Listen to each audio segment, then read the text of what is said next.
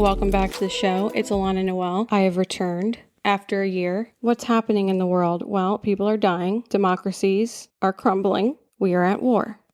And yet, I asked you, what do you want to hear from me in my return? And you want to hear about The Bachelor, of course. Not the state of the republic, not the fact that Erica Kirk miraculously is on the board of the Air Force Academy. No. You want roses. Fine. That means I don't have to talk about myself. I'm more than happy to discuss that and not why I was gone for a year. But I will tell you eventually. I will tell you. It's nothing exciting. It's not like I was shacked up with a billionaire somewhere. But we will discuss The Bachelor since that's what you want to hear from me. And another question I got asked if the reason for my disappearance had anything to do with my last episode, and it did not. It had nothing to do with that whatsoever. Now that I've bored you half to death, it's time for me to air my grievances. And I have so many grievances to air. Let me start with this. My dating life. Men are so annoying. Can we just say it? Can we just be honest for a second? They're so annoying. And I'm sure they feel the same about us. But I'm going to tell you why they are annoying me this week. They're annoying me this week because they're taking me way too seriously. You need to relax. Okay, I'm not trying to marry your ass. I'm just trying to go out and have a good time and get out of my house, feel alive for like 2.5 seconds. That's it. But here's the issue I'm running into. The past 2 times I have attempted to go on a date, these men have ghosted me before we even met in person. And you know what? Good. Because if they did meet me in person, they would be swept off their motherfucking feet. Okay? I would literally be sweeping them off their feet and they wouldn't know what to do with themselves. They wouldn't dare to ghost me after they met me in person. But sure, you can ghost a text message, something that doesn't even really exist in your world yet. I'm not even matter. I'm not even atoms. I'm nothing to them when it's via text. It's easy to ghost me then because you haven't met me and seen how freaking charming I am. Okay, that's fine. Here's the issue. I don't know what I'm doing. It's not even me. It's that they're finding my Instagram page and becoming alarmed. And it's like the red flags waving, but it's like, dude, I'm not even trying to go on a date for content. I don't give a fuck. I'm not trying to make you into content. And I'm not even trying to have sex with you, which is like probably the issue for them. I'm not trying to have sex with you. I'm not trying to make you into content. I'm not trying to marry you. I'm just trying to like make out for a few minutes and feel something, you know? I don't need you to buy me dinner. I don't even want to go out to dinner with you. That sounds like my nightmare. Just like a couple drinks, a stroll on the beach, me wondering if I'm going to choke and die right next to you because I don't know if you're a criminal or not, and then just making out for like 10 minutes and then never talking to you again, whether you like it or not. That's it, buddy. I started talking to this guy this week, finally someone with a pulse. We move it to text messages. For fuck's sake, this guy is like in the FBI or something, finds my Instagram page and then disappears. Got it. Okay. He did say he had strep throat, so fingers crossed, maybe he got sepsis and died. One can only dream, I guess. Maybe he's dead, you know? Then this other guy, a few weeks ago, we're chatting, texting. He's trying to make a plan with me. Unfortunately, I had an accident with bleach. I tried to highlight my hair and it came out orange. I was going to cancel the date, but fuck it. Let's just go. By the way, my hair might be a little orange, so hopefully you don't have a fear of clowns. He must have because he ghosted me. I guess that's all it took. I was already hanging on by a thread. All I needed to throw in was a little bit of a boxed hair dye, unfortunate situation at home, and that was it for him. It was done. So I just assumed from there that he also found my Instagram miraculously. That's what I assume now. Because, I mean, after a guy meets me, there's no way, he doesn't give a fuck about my Instagram because he can see plain as day that I'm fine, I'm functioning adult, whatever. But when they see my Instagram first, it doesn't leave little room for growth there. So anywho, that happened. They're annoying, whatever, goodbye. So last time I actually had an experience with a man was New Year's. Let me tell you that story real quick. Last New Year's Eve, the day before New Year's Eve, I was perusing the dating sites, dipping my toes back into the water, and I came across this guy, tall, cute, just my type, and we start chatting. I just give it to him straight. I'm like, listen, buddy, there is a 0% chance we're going to click. I'm just letting you know now. So whatever we're doing, let's just make sure it's something quick, casual, doesn't require anyone to hold your credit card. And I'm not waiting for an appetizer to arise because I just want to know where all my exits are. I need an exit strategy, whatever. And he was down and he agreed. He's like, I'll know within 3 seconds if I like you. And I was like, perfect. Let's avoid the pleasantries. Let's just get right to business. Let's meet. If we don't like each other, shake hands. Adios, motherfucker. That's it. He was down with that. And I was like, okay, but we have to FaceTime first. Obviously, you have to FaceTime someone before you go on a date with them. Unless you're insane. If you want to live that close to the edge, just, I don't know, go skydiving. I don't. Because I'll tell you something. I like being at home. I'm not looking for a reason to leave. So I need to make sure this is worth my time. So anywho, we meet up. Instantly, I'm like, he's cute. However, he had a very high-pitched voice. So it wasn't necessarily my cup of tea, but I feel like I could tune him out. I could make out with this guy, whatever. I could tell he was smitten like a kitten. He thought he just met his wife. And, as time would go on, he would quickly learn I wasn't. I learned that he actually didn't live in Florida, but he said, I'm probably going to move here next year, aka I'm really going to lay it on thick right now in hopes we can have sex while I'm visiting Florida. And then I'm out, 0 dark 30. You'll never see me again. Peace. So, I didn't think this guy had any plans of actually moving here. However, it didn't stop me from fantasizing our future life together. He moves here.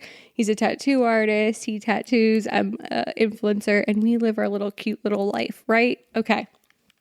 I'm just picturing the whole thing. So we actually ended up meeting up New Year's Eve. He introduced me to his friends that night. They were weird as fuck. We kept hanging out multiple days in a row. He ended up extending his trip to continue to hang out with me. And we hung out during the day, went to the beach, went to the pool, went to Bolé and whatever, and did all these little cute things. And then he told me that he's switching careers into being a nurse. Instantly got the ick. I don't know if you've ever seen Meet the Parents, but there's a reason why it's hilarious that Greg Fokker is a nurse, a male nurse. It's funny. It's not serious. And I couldn't take him seriously after that. And no offense if you're a nurse and you're a man. I just think it's gay. But no offense. Literally no offense. And this guy had no gay vibes whatsoever. He was perfectly straight. And we had like fireworks, all that stuff, but I wasn't going to have sex with him. So he extended his trip to continue hanging out with me, but he would then have to like cut the hangout short.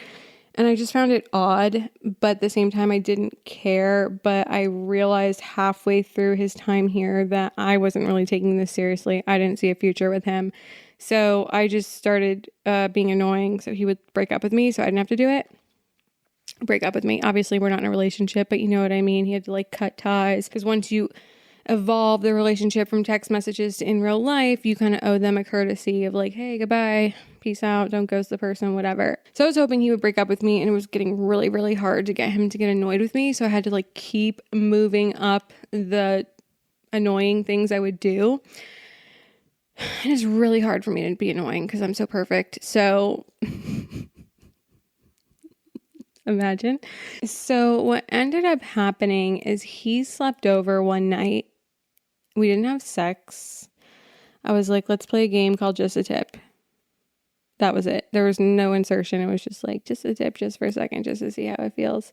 And yeah, I just like wasn't into it, wasn't feeling it. He was like a little too excited, like he's never seen a woman before. And I don't know, if you're a woman and you're interested in men, you just like know that look in their eyes when they're just so into you and they like cannot get enough of you. Like I was sitting on his lap at one point, and I got up and I turned around, and his face literally looked like a child in a candy shop. He could not get enough, and it made me feel great because, it's been a long time since I let a man touch my body in any way. Clothes, no clothes, doesn't matter. It's been a long time since I have been intimate in that sense. So to see this guy get so excited about my womanly body, I just loved it. And I was like, yeah, eureka. I mean, amazing. That's great. I still got it, sister. I don't know if I can say that. I still got it, bitch.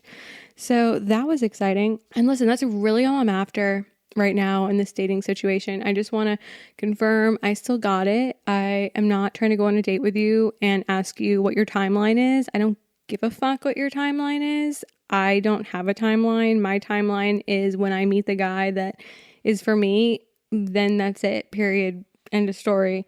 I'm not going to have a roster. I'm not trying to have sex with anybody. I'm just trying to feel something because I don't do drugs and this is the only drug I have.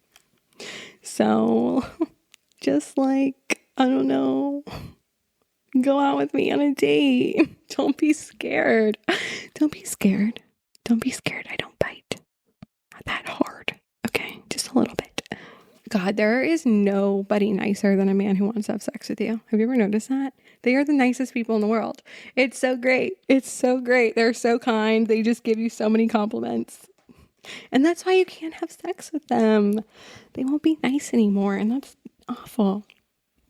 So anyways, okay, my next grievance. Here we go. This is a good one. My ex-boyfriend, Kooks, moved to Florida. Down the street, buddy. I could ask him to borrow a cup of sugar. What the fuck? Okay, let me tell you what happened. Long story short, I was on the phone with my friend. She had never heard the whole saga of Kooks because during the time it happened, her and I weren't speaking every day because she was working consistently and couldn't talk because when you're working on shows, you don't have time to speak. So I never really broke down the story for her. We were talking and she was like, what did really happen? And I was like, well, let me break it down for you. 1, 2, 3, go. And I gave her the story. And she's like, well, what is he even doing now? Like, can he still even work? Like, oh my God, da, da, da. And so we went and looked. So I was like, I have no idea. I haven't looked him up or done any research in over a year. So God knows what he's doing. He could be living on a farm somewhere for all I know, fucking goats. And so we looked him up and we saw that his girlfriend posted in Florida in my neighborhood. And so I was alarmed and confused, but then I forgot about it because I wasn't going to make any content about it. I was just going to move on because I'm like, okay, well, he's here with his girlfriend. Maybe she got a job here. And so he moved and he's just going to like sit there quietly and not bother anybody. And then a week later or 2 weeks later, I don't know how long, I'm on a dating app and there he is. And I was like, what the fuck? Okay, so he's cheating on his girlfriend. So then I go back and look at her profile and she totally wiped it clean of him as if he never existed. So clearly they broke up. He's here by himself, just gallivanting through the streets of South Florida with a knife looking for my throat. I can only imagine. To remind you, this is the producer that I worked with on The Bachelor, who I lived with, who we had, that was the most toxic relationship I've ever had in my life, ended disastrously. And yeah, any of my ex-boyfriends I have a serious relationship with, if I picked up the phone and called them, they would probably answer. I would obviously never do that, especially to the ones who are married, but the ones who are unmarried, I could call them. The ones who are married, if there was an emergency or I wanted to apologize for something, which why would I? I literally am perfect and have never done anything wrong. I could send them a message and do so, which I would never do. But I don't have horrible endings with any guy I've been in a serious relationship with, okay? I don't, except for him. I'm partially saying that in case any man is listening who suspects I might be a lunatic. And also for myself, just so you know. So yeah, I'm very confused why he moved here. He knows I live here. He knows I grew up here. He's visited this area with me on several occasions. So it had to have crossed his mind before he packed his bags and moved 2,500 miles away into my neighborhood that I would be here. And sir, if you are so in fear of your life and I was really the problem in that situation, why would you come move here when you could have been living safely in California? It makes zero sense. If you believe any of his logic, which would be absurd because there is no logic in his logic. The truth of the matter is he's a psychopath who has committed horrendous crimes and walks freely. and somehow managed to manipulate the people in his family and around him that everything I said was a lie and that he just speaks the truth. Please. Because I don't have better things to do than to sit down, master his handwriting, and write down a 100-page manifesto of everything I've ever done wrong in my life as him. Please. I have that vivid of an imagination, which I do. Okay, I'm not going to discredit myself. I do have that vivid of an imagination, and I absolutely do have it in my capacity to create something like that. I think I actually, let me not discredit myself. I am totally capable of doing something like that because I can do anything I set my mind to, period. However, I didn't do that. I also don't know all the facts of his life. How would I even know, like, the very specific details that he provided in this box of secrets, titled Secrets? And now he's living here. So I can only assume he's still in love with me and has returned in order to win my affections, which is sweet. And I totally understand why he would do that because duh. However, he's terrible in bed, and I didn't realize that till after. Something I never talked about on this podcast, which I don't even know if I should discuss it, but you know what? I don't give a fuck. And here we are. I'm having a little cocktail, and I might as well spill the tea. I squirted for the first time in my life. There, I said it. It's true. Okay? You want to know why I was so hung up on the Italian? Because he's the one who did it. When the truth is, that guy and I were not compatible. He wanted to one day open a dog farm, which sounds like my actual nightmare. I don't want to live the rest of my life picking up people's shit. I mean, dog shit. That's not my dream, but that was his. And it was like one of those nurse situations giving me the ick. Listen, you could be a janitor and I would still marry you. I don't care what you do as long as you're happy doing it. But there are some things that I don't know why I just like can't wrap my mind around it. Male nurse, dog farm owner, those not hot. That makes my penis soft. I can't do it. Anyways, that was his dream. And he also had all these very strange ambitions, like one day opening a bedsheet company, and the bed sheets are themed after Marvel movies, and that just was strange to me. He also wanted to make soaps and have his mom make them, and then he would sell them online. He just had like a lot of weird ideas, and I was just like, why can't you just like be really good at the job you have now or something? I don't know. Just like be really good at the job you have, or just like pick a lane. Just pick a lane. Or are you going to own a dog farm, sell bed sheets, soaps, and whatever the fuck? And where are you getting the money for this dog farm? Like, and none of it made sense. But anyways, he did make me squirt. And so all those things just seemed so insignificant when I was having these unbelievable orgasms. And so that's part of the reason I have not been able to have sex since that was November 2024. I am basically a virgin again. I'm literally a virgin. And my hymen has regrown. Because listen, the only way to find out if a guy knows his way around a vagina is to actually let him go around your vagina. And I just like can't spend my remaining years letting multiple men run through my vagina. So I just haven't been willing to take the chance. And so I've just been abstinent.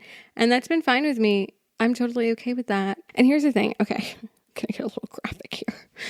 It's so weird because I was such a firm believer that women cannot squirt. It's impossible. Ew. It's like so gross to even say I ever did that. So disgusting. Ew. And like the first few times before it actually happened, I could feel something insane was about to happen and I would stop it.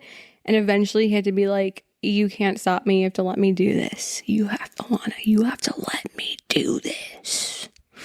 And I was like, okay, you can do it. You can do it. Just do it. I'm not going to look. Just do it. Just do it. And he did it. And oh my God. And then after that, I just didn't give a fuck anymore. And we just went crazy and crazy things were happening. And I turned into an absolute lunatic after that because I am old. I'm in my 30s. Okay.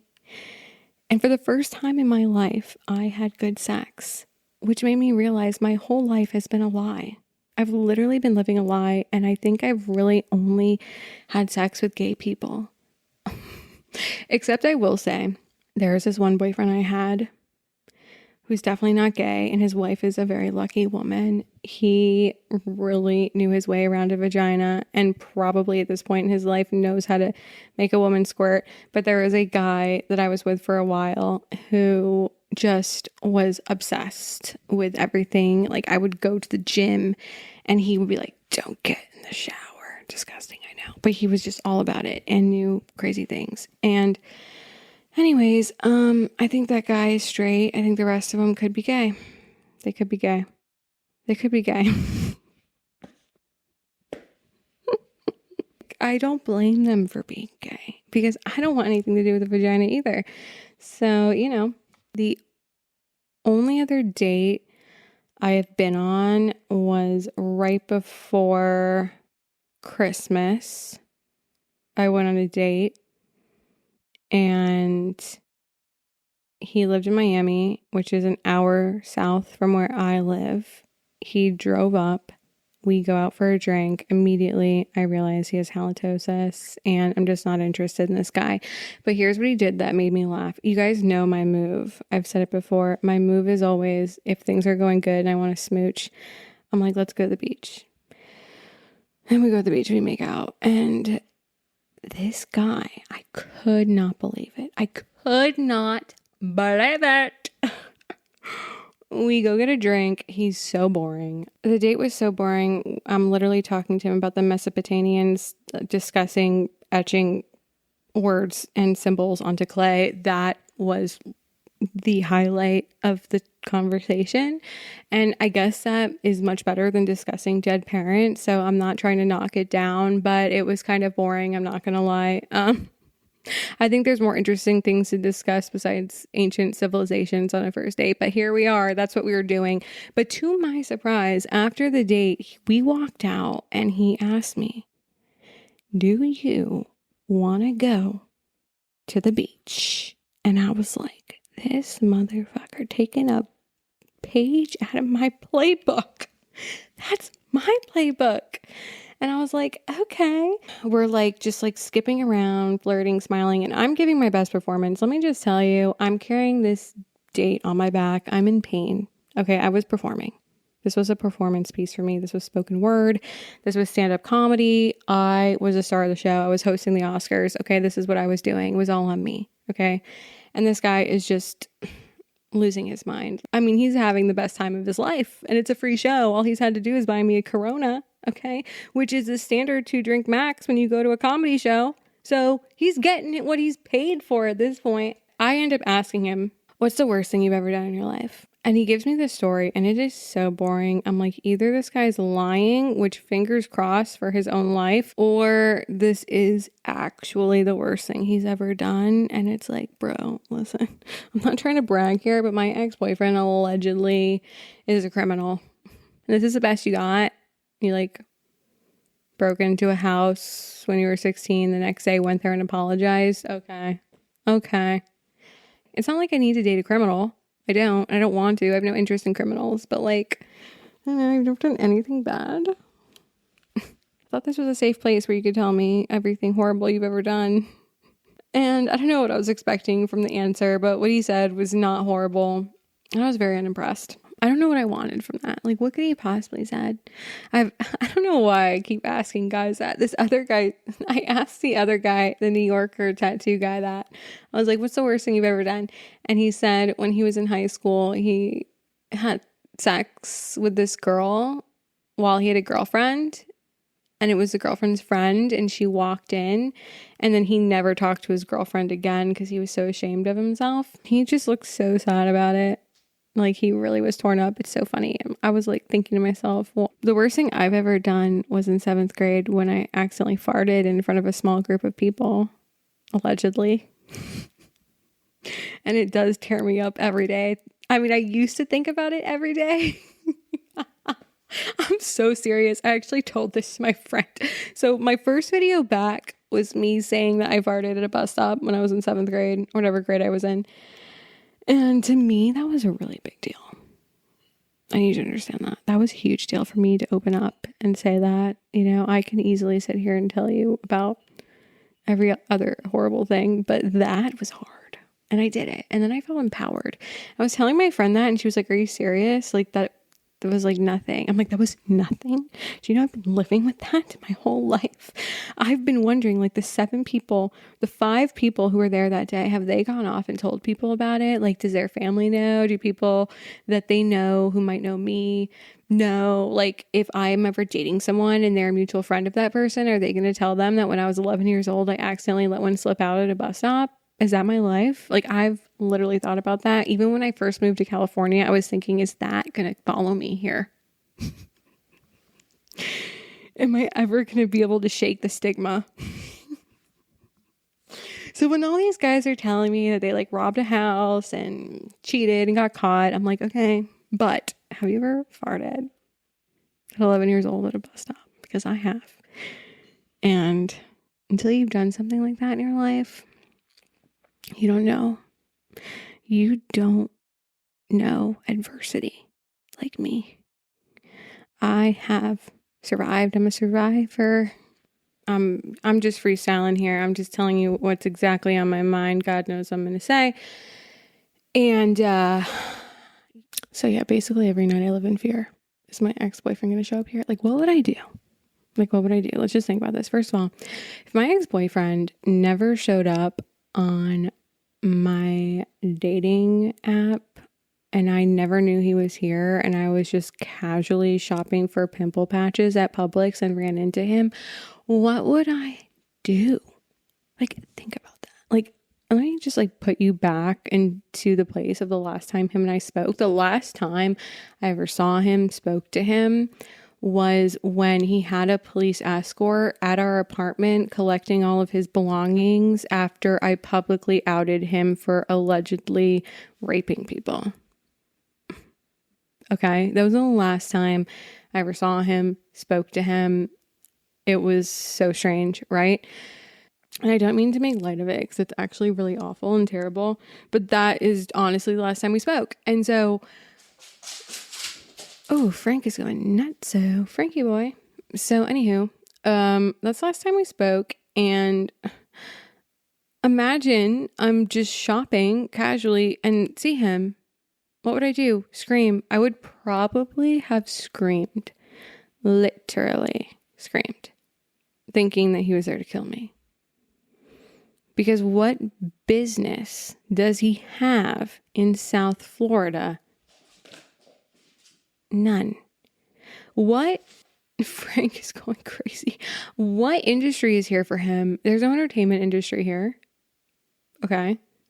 Like what is he doing here? Did he come here to sell real estate? I don't know. It's very strange.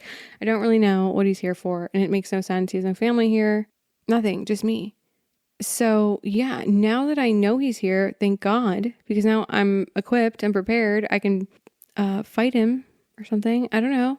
Now I know. Now I'm always looking over my shoulder everywhere I go. That's how I have to live my life now. Why couldn't we have lived at peace in separate states, continents even? Like, you could have moved anywhere. There's 50 states. You could have gone to any of them, but you had to come here.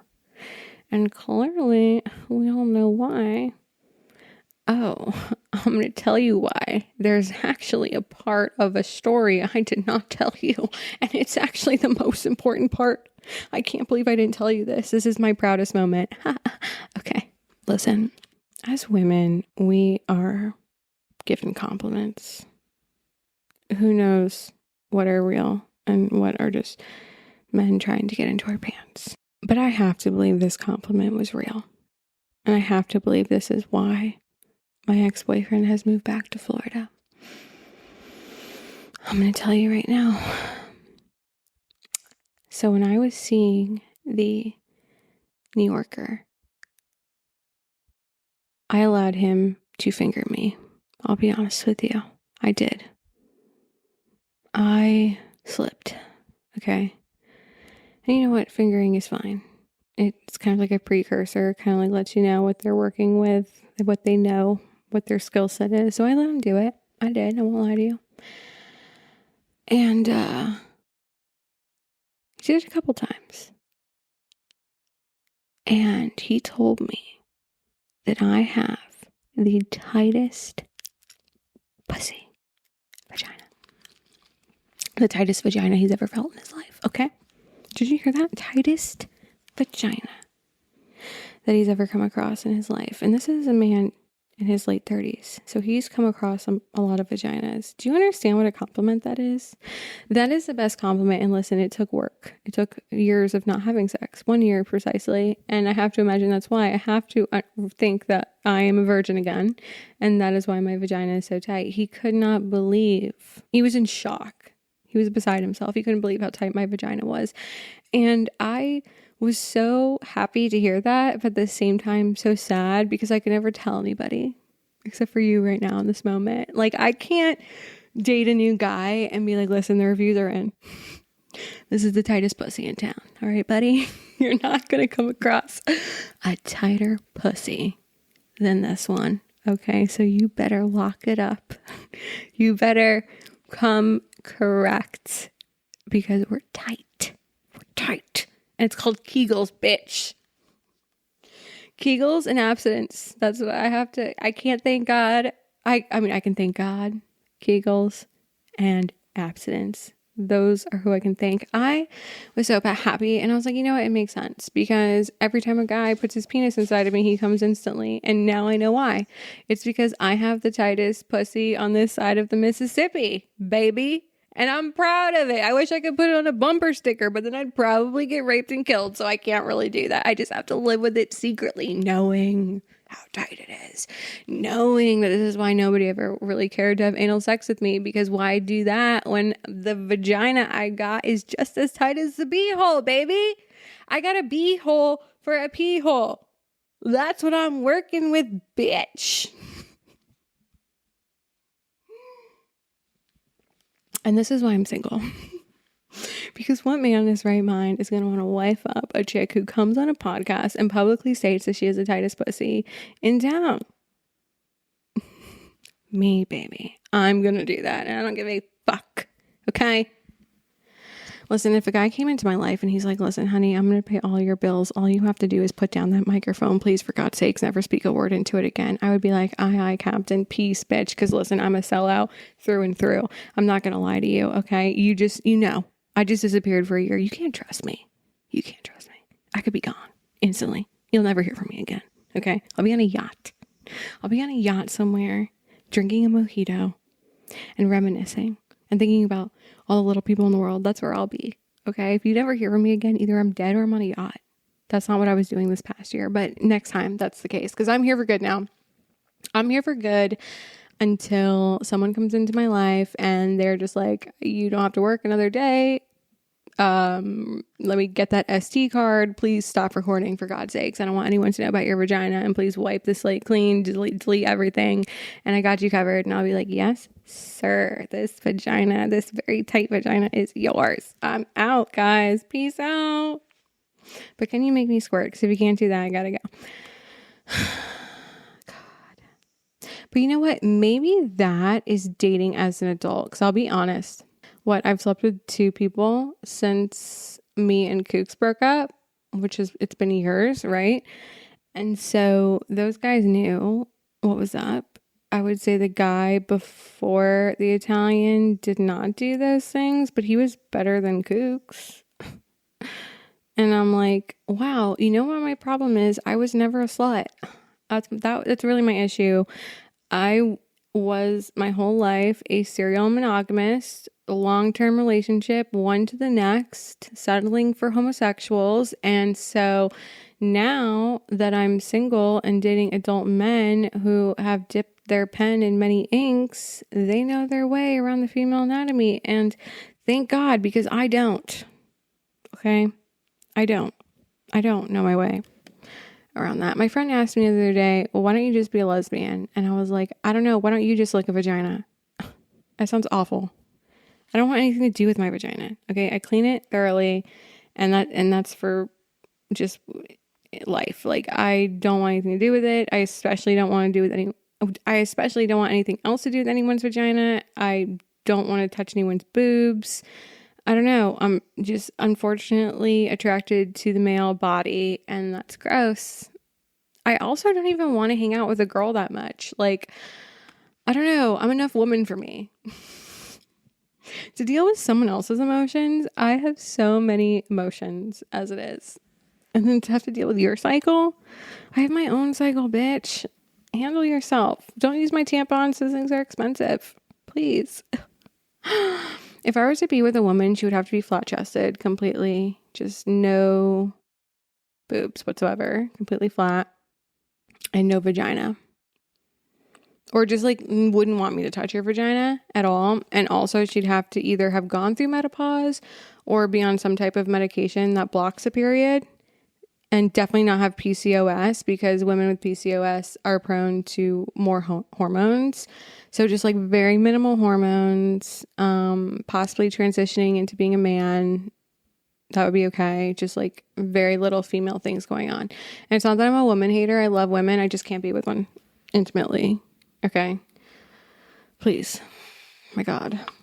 Maybe I should be a man. Maybe I should transition into being a man and then date men and be a gay man.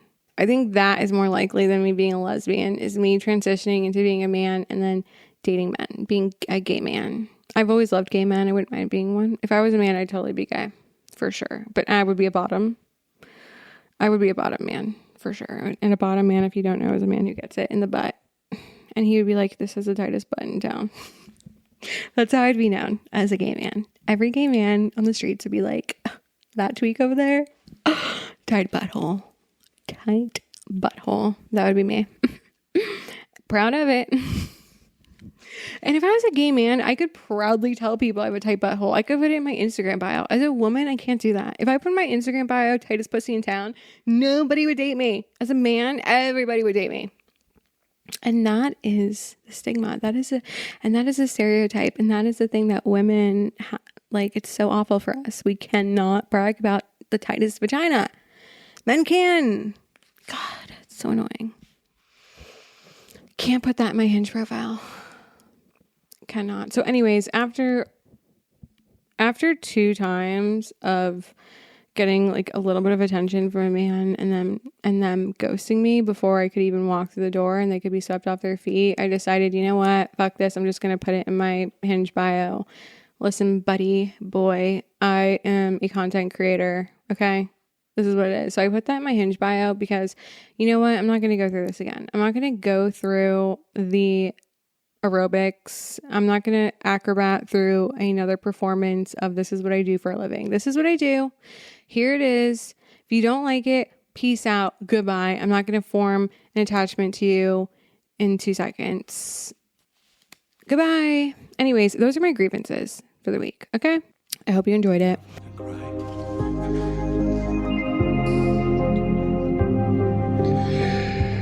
You're not a killer. You have to be a killer. Let's discuss ABC filming an entire season of The Bachelorette, promoting it, building brand deals around it, then yanking it days before premiere because Taylor Frankie Paul threw a chair and endangered her child for all of the world to see. Of course, she did not intend for all of the world to see it, and this is not really a Taylor Frankie Paul story. This is a story about a legacy franchise, The Bachelor, trying to steal heat from the internet, thinking they could control the narrative, which is why I love the internet, because they can't. ABC did not cast a woman. They cast an algorithm. They looked at a social media figure with built-in attention, Hulu crossover, controversy, and they said, yes, perfect. This will save us. This will save the franchise. And I thought it would too. I really thought that was such a good call as a lead. I say this from a point of view that knows very little about Taylor Frankie Paul. And at the time of learning this, all I knew is that she was a figure. She was on a hit show. And that's exactly what they needed for a lead. The show was tired. They continually cast people that should not have been the lead, that could not carry a show. I was a producer on the show. So many times they would make people the lead and we would be like, why?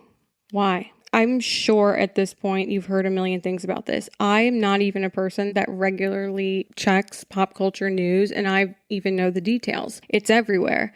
But here is what's interesting to me. The Bachelor airs on ABC, but the actual production muscle sits with Warner Horizon Unscripted and Warner Brothers Television Group. Meanwhile, The Secret Lives of Mormon Wives is a Hulu show produced with Walt Disney Television Alternative. All of this lives within the same corporate castle. Different war rooms, different people in expensive suits pretending to be surprised by anything that's happening. But at the very, very top, these people are the same. And they all have a bottom line. And these shows with people who've been working on them for years are trying to survive. The Bachelor has been chasing electricity for years. Not decency, not sincerity, not some wholesome, here for the right reasons fantasy. No. They've been chasing eyeballs. They wanted edge. They wanted noise. They wanted people fighting in the comments before the limo doors even open. They wanted a woman for the Bachelorette the audience would argue about at work, in group texts, in nail salons, in the frozen aisle section, in hell. Because if people are fighting, they are watching. And watching means they are making money. Okay? More eyeballs means more attention from advertisers, means the people all the way at the top are happy, means everybody still has jobs. All of this exists for money, not for your enjoyment, not for true love. Money, honey. They were not trying to cast another Girl Scout, and why the fuck would you ever want to watch one, okay? They're trying to cast a headline, and Taylor Frankie Paul was a headline. This is just a fact. Remember, I was there. In the trenches. I wish I had $1 for how many times I heard we need another Hannah Brown. Trying to turn these girls into Hannah Browns. There's only one Hannah Brown. They wanted to find another one. Taylor Frankie Paul was even better. If you ever watch Succession, then you understand my real point here. The people at the bottom, NZK, those are the people who produce the show. Boots on the ground. Warner and all the parent companies, they all answer to people in glass rooms. Like in the show Succession. And if you remember in that show, those people don't give a fuck about anything but their wallets. They don't care who dies. They don't care who's raped. They don't care who's doing drugs. They just want to know, are you going to keep it quiet? Are you going to shut the fuck up about it? And are you going to put money in my pocket? They do not care what happens. Come on. So it was the responsibility and the job of these producing companies to appoint the perfect character to keep this monster running because it was dying. Taylor Frankie Paul was their life raft. That is the story. That is the story. Not love, not destiny, not a woman on a journey, a room full of adults with a bottom line. They wanted edge, but they got too close to it and they fucking fell off and burned in a fire.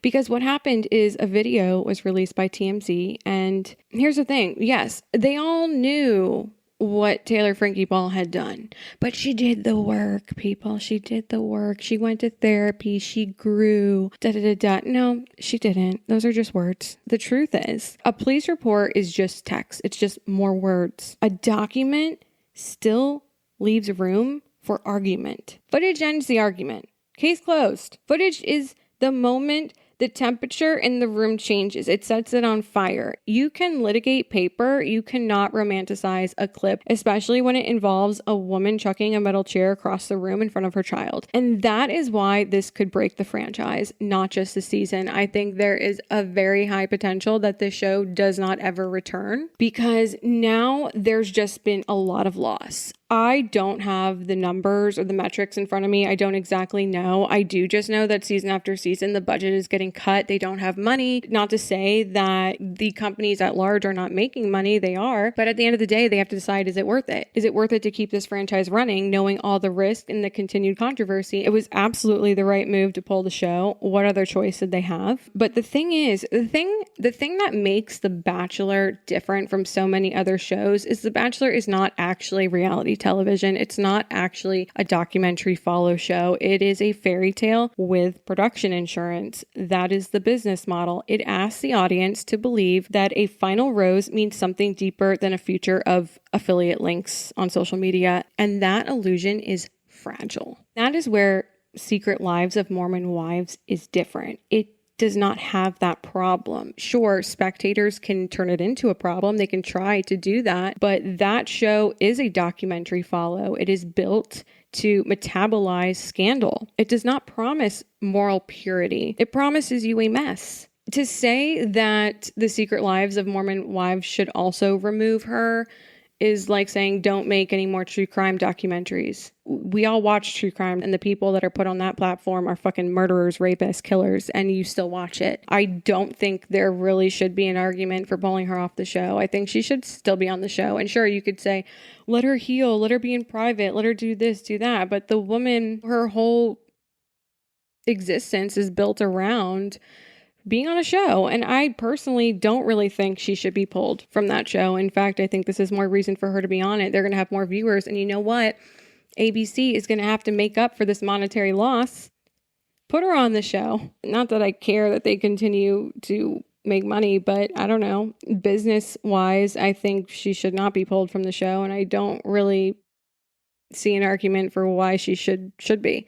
And Love is Blind works in a similar way. The reason why Love is Blind works is because the people on that show still feel like people. Sweaty, awkward, a little delusional, not polished, pageant androids speaking in captions, not my purpose is to da-da-da-da, not cyborgs with veneers. Not everybody on Love is Blind is a dime, and weirdly, that helps. The Bachelor's problem is not that chaos exists. Its problem is that it still wants chaos with this filter of HR. And it's very hard to achieve that and still be entertaining. This show being pulled probably had less to do with the video and more to do with the bottom line. And the bottom line is that advertisers were probably starting to pull. And that's why it had to go, because they have to make money. Fans will argue about anything. Sponsors will not. If they pull, they pull. They get no check. And the only reason we're able to watch any of this is because sponsors are paying.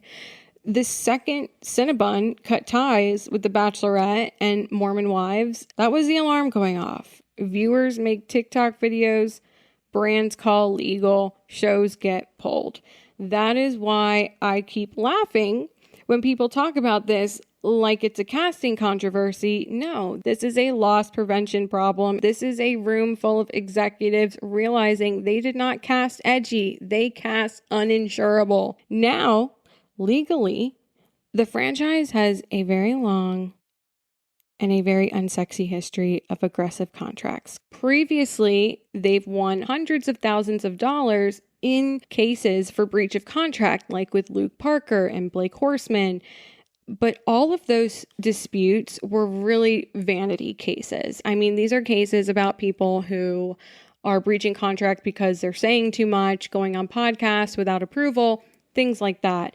Things that can be handled quietly with a warm surgical tray. This is very tricky because it's not something so cut and dry, so simple as breach of contract, NDA. This is a morality case. This is someone going against things that can very easily be argued. Not to mention, this video existed since 2023. However, they knew it via, like I said, police report. And police report is just words. It's just text. Seeing a video is something different. Yes, there was a new case that was brought up, and that could be used, but the video cannot. And the video is what ultimately led to it being pulled, right? So that's really the issue. And I also think that that ABC has the morality issue on themselves. Like, is it right to prosecute someone who's going through such a sensitive situation? I don't know. More likely, if the contract allows it, money gets withheld from the lead. These leads don't really get paid much. I mean,